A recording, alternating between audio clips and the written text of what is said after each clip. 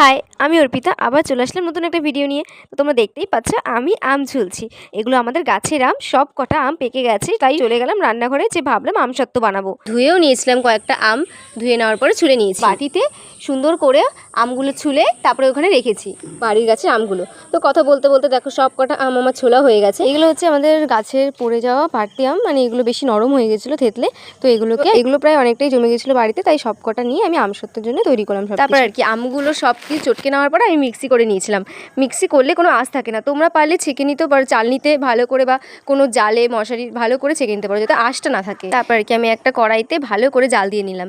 জাল দিলে বেশি দিন শুকাতে লাগে না, ওটাই তাড়াতাড়ি 2-3 দিনের মধ্যে শুকিয়ে যায়। আমি এই পাতলা করেই করেছিলাম, মোটা করে করতে হয় একটা, যে যেরকম করে। তার আগে তেল ব্রাশ করে নেবে অতি অবশ্যই। 2-3 দিন পরে আমার আমসত্ত্ব রেডি। তো তোমরা দেখতেই পাচ্ছ কত সুন্দর হয়েছে আমসত্ত্বটা। আমি মাত্র 3 দিন রেখেছি, আমি 2টো প্লেটে দিয়েছিলাম। তো দেখো একটু পাতলা হলেও বেশ অনেকটা ইয়ামি হয়েছিল, টেস্টি হয়েছিল। ভালো লাগলে লাইক করে দিও, কমেন্ট করে দিও।